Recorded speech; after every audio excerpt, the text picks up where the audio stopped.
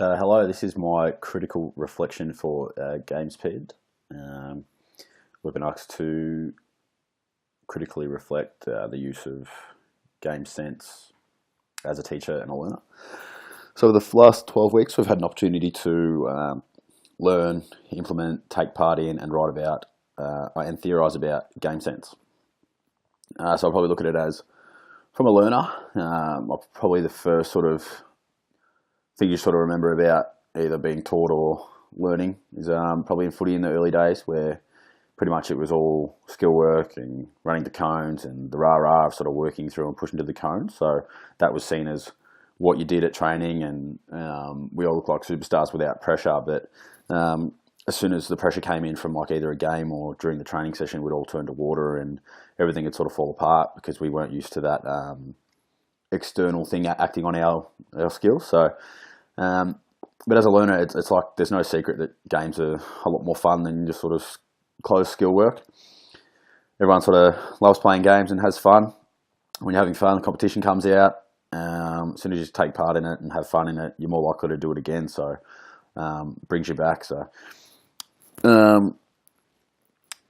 sort of look at again the closed skill development stuff you did. Like when you miss a target in, say, like a drill or kicking, you just sort of cop it on the chin. You're like, oh, stuff that one up. But in a game, if you make a mistake, you're like, oh, shit, not doing that again. So it's that implicit learning that's essential in the game. So you learn by making mistakes, and we all do. And it's a good way to learn without actually being explicitly stated to, and you sort of figure out things for your own self.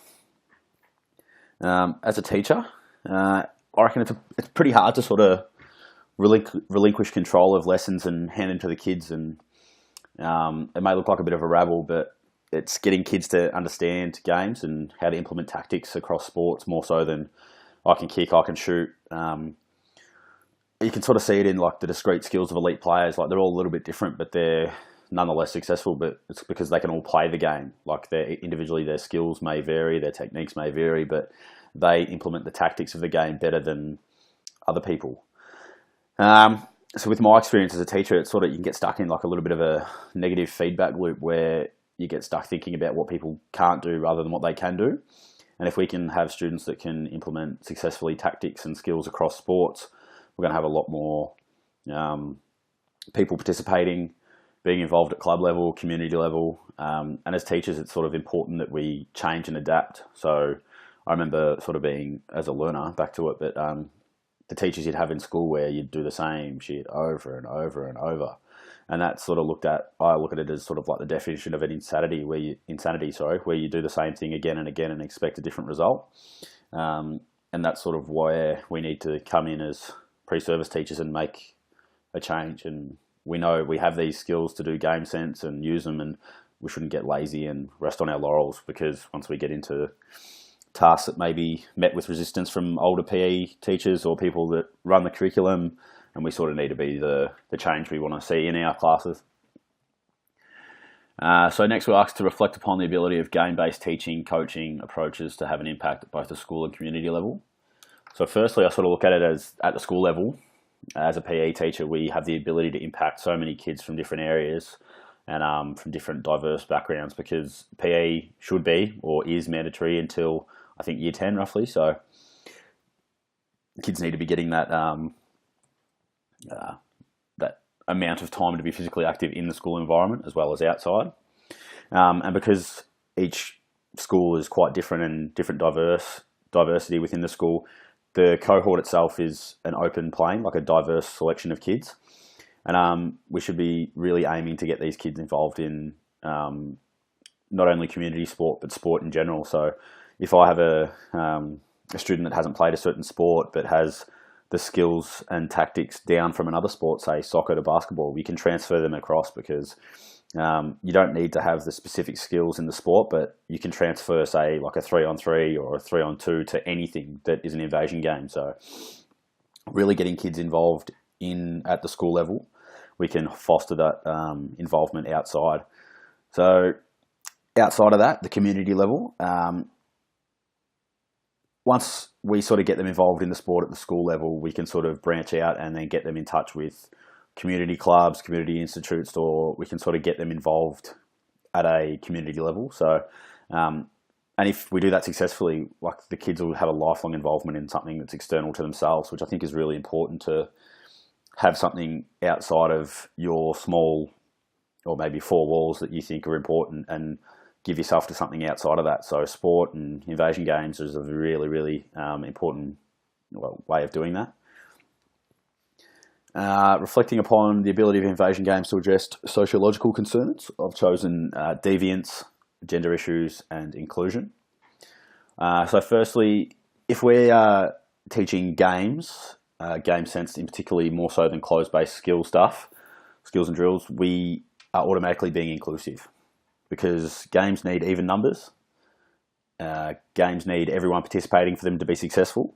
So we're really addressing the inclusion there by including everyone because we need these participants to actually make it work. So as soon as everyone's inclusive and included in the activities, there's really no boundaries that we can't sort of overcome. And that's pretty similar with the gender issues. We can change the basis of games, the aspect of games where there might be slight gender issues. I'll probably look at it as in if we're playing netball and the girls are having their way and they're sort of winning and bringing their netball skill to the front, we can sort of focus and swap that out and be like, oh, well, a couple of boys need to play more predominant roles, or vice versa with, say, if the boys are sort of dominating in football or basketball or something, we can change our questioning and change our rules to have that more inclusive. So hypothetically, a girl needs to shoot now, a girl needs to pass the ball before we can shoot, and us boys can only score so many, or if someone's scoring a lot, we can swap that up and change that. So we can try to minimise the gender issues whilst also teaching no matter what gender. So teaching the tactics. Tactics aren't gender biased. They adapt and change with sport, but they are all very similar in terms of invasion games. So teaching the tactics instead of the skill where the big and strong might prosper is a way for the gender issues to be addressed. Finally, for the sociological concerns, so deviance. I just sort of look at it as if we are getting kids involved in sport and community sport, or it doesn't have to necessarily be that, but if kids have got something to put their time into outside of school, outside of their family, footy clubs, netball clubs, basketball clubs, sporting clubs, anything, the risk of deviance is going to go down. I know there is some instances where it can provide an impetus for deviance, but if the kids are involved in sport and stuff outside of that, they're more likely to continue to be at training 2 nights a week, playing on the Saturday or Sunday, and then that really limits the time that you can sort of be a deviant. I know it sounds pretty basic, but involvement in community level sport is a great way for kids to be off the streets, be off doing other things, and really applying themselves in the sporting arena. Lastly, we've been asked to reflect on the ability of invasion games to address wellbeing concepts such as emotional health, physical health, and social health. They are the 3 that I've picked. And the best way that I can sort of sum this up without sounding too silly is that if we aren't participating in invasion games or community level sport, our physical health is down. So we're inactive, we're leading more sedentary lives, we're not participating in sports, we're not out there being physically active. So we're potential to have lives that aren't exactly as healthy as people that are participating in sport. So from that, our social health is down as well because we're not interacting with other people. We're not learning how to win and lose. We're not learning how to deal with adversity. We're not working in teams. So our social skills are really dropping there. And then lastly, that leads to like a drop in emotional as well. So if you're not interacting with people, you're not learning how to do these things, you're emotionally a little bit dejected and a little bit away from sort of people. So you're not really aware of how to work and deal with emotions. Whereas if we are participating in games and invasion games and sport, our physical health is up, we're out there active, we're competing, we're participating, and then we're leading a lot more active lives, being fit as well outside of that.